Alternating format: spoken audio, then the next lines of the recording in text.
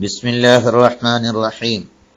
മുത്തുനബി സല്ലല്ലാഹു അലൈഹി വസല്ലം തങ്ങളുടെ ജീവിത ശൈലികളാണ് നമ്മൾ ചർച്ച ചെയ്യുന്നത്.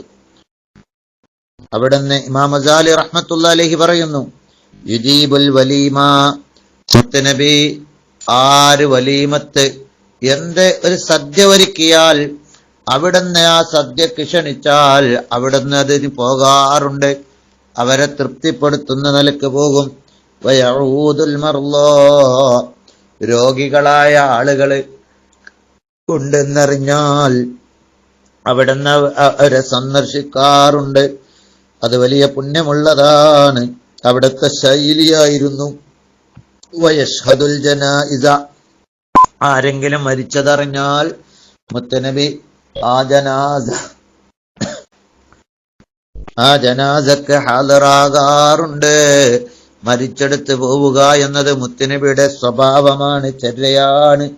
വയംശി വഹ്ദ ബൈന അദാഇഹി ബിലാ ഹാരിസ്, ശത്രുക്കൾക്കിടയിലാണെങ്കിലും ഒറ്റയ്ക്ക് ഒരു കാവൽക്കാരനുമില്ലാതെ നിർഭയമായി സഞ്ചരിക്കുന്നവരായിരുന്നു മുത്തുനബി. അള്ളാന്റെ സംരക്ഷണമുണ്ട് എന്ന് മനസ്സിലാക്കി അതോടുകൂടെ അശദ്ദന്നാസി തവാലുഅൻ, ജനങ്ങളോട്, മുഅ്മിനീങ്ങളോട്, സത്യവിശ്വാസികളോട്, ജനങ്ങളോട് എല്ലാം മുത്തുനബി വളരെ വിനയത്തോടെ പെരുമാറിയിരുന്നു. വസ്കനഹും ഫീ ഗൈരി കിബിരിൻ, അഹംഭാവമില്ലാതെ നല്ല അടക്കമുള്ള സ്വഭാവമായിരുന്നു. വഅബ്ലഗഹും ഫീ ഗൈരി തത്വീൽ, ദീർഘിപ്പിച്ച് പറയാതെ നല്ല സാഹിത്യ സമ്പുഷ്ടമായ സംസാരമായിരുന്നു. വഅഹ്സനഹും ബിശ്റാ, മുഖത്ത് നല്ല സന്തോഷം നിറഞ്ഞ പെരുമാറ്റമായിരുന്നു ഹബീബായ മുത്തുനബി സല്ലല്ലാഹു അലൈഹി വസല്ലം തങ്ങള്.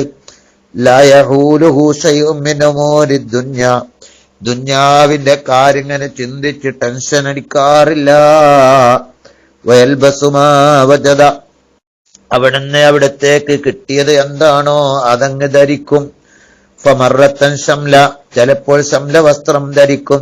വമറത്തൻ ബുർദഹബറ, യമാനിയ യമനി ബുർദ ധരിക്കും. വമറത്തൻ ജുബ്ബ സൂഫ്, ചിലപ്പോൾ രോമത്തിന്റെ ജുബ്ബ ധരിക്കും. മാവജദ മിനൽ മുബാഹ്, ഹലാലായ എന്താണോ ധരിക്കാൻ കിട്ടുന്നത് അത് ധരിക്കും.